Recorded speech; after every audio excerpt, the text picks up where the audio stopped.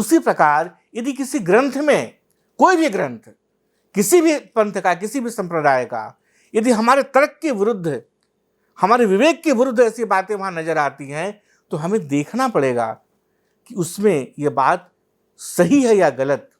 जो बाकी सिद्धांत हैं अध्यात्म के, उससे कसौटी पर खड़ा पर रख करके यदि बाकी आध्यात्मिक सिद्धांत के मिलाने से यदि वो बात सही नहीं मिलती, वो बात गलत मालूम पड़ती है, तो हमें समझना होगा कि वो मिलावट है। क्योंकि ध्यान रहे, जितने भी ग्रंथ हम देखते हैं इस पूरे जगत में, कोई भी ग्रंथ अनकंटामिनेटेड या बिना दूषित किए हुए नहीं है। कोई भी ग्रंथ नहीं है। श्रीमद् भागवत को लिखने के पहले, मतलब इस प्रिंटिंग के पहले, इसी में तुमको ये बात मिलेगी कि जब इसको छापने की बात हुई, आज से लगभग 30, 35, 40 साल पहले, तो भाई छापे क्या? मौलिक रूप से श्रीमद् भागवत कहां है?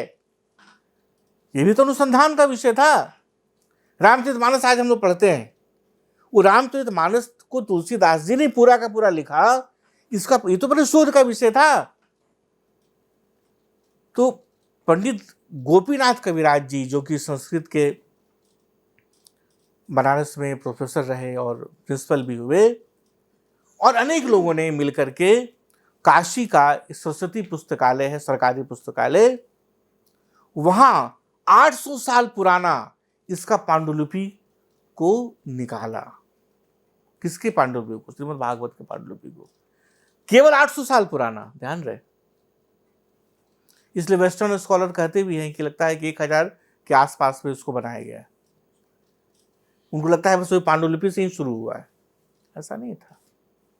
ऐसे और अनेक पांडुलिपि हमें दक्षिण भारत में भी मिलता है, और उसके जो अलग अलग श्लोक हैं और जो उत्तर भारत में जो श्लोक मिलते हैं, उसमें कहीं ना कहीं थोड़ी बहुत भिन्नता आती है। तो कंटामिनेशन की संभावना प्रबल थी। तब संतों का पूरा समूह, जिसमें अखंडानंद सरस्वती जी महाराज और बड़े अद्भुत अद्भुत संत उसमें शामिल हुए, और उन्होंने इसको छांट करके, समझ करके, क्या ये सब सही मालूम पड़ता है। 18,000 श्लोक, क्योंकि 18 श्लोक खुद भागवत कहती है कि हमारे अंदर वो संख्या है। बाकी पुराणों से समझ बूझ करके फिर इसको 24-25 साल लगी इसको इस शक्ल में आने में। ठीक, इसलिए हम आज ये दावा करें कि नहीं, जो लिखा हुआ है भैया, ये तो भाई ब्रह्म वाक्य, सीधे भगवान से उतर के यहां पर पहुंचवे किया है, नहीं कह सकते। क्योंकि जिन विद्वानों ने इसका संकलन किया, वो भी लिख रहे हैं कि भाई इसमें कुछ त्रुटि हो सकती है। ऐसा नहीं था कि तुम दरवाजा खोले, भगवान प्रकट हुए सामने और बोले भैया देखो हम कृष्ण भगवान है, ये श्रीमद् भागवत पकड़ो, अब बस इसमें कुछ गलती नहीं है, पूर्ण शुद्ध है। ऐसा नहीं हुआ। और न केवल श्री भागवत के साथ, बाकी 18 पुराण के साथ यही बात है। और न केवल हमारे सनातन संस्कृति की, यही बात इस्लाम के साथ भी सत्य है, यही बात क्रिश्चियनिटी के साथ भी सत्य है, यही बात बौद्ध धर्म के साथ भी सत्य है, जैन धर्म के साथ भी सत्य है, पारसी धर्म के साथ भी सत्य है, और जो सिख धर्म उसके साथ भी सत्य है।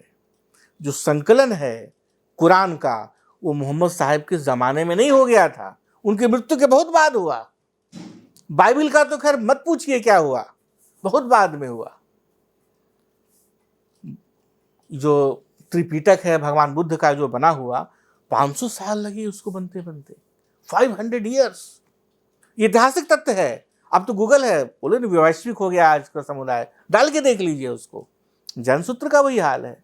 इसलिए कोई यदि कहता है कि नहीं ये किताब अनकंटामिनेटेड है और जो लिखा है उसको चुपचाप फॉलो करो, वो केवल केवल आपको अंधविश्वास के कुएं में ढकेल रहा है, आपके विरुद्ध वो खड़ा है, आपका नुकसान करने वाला है, आपको अपना गुलाम बनाना चाहता है।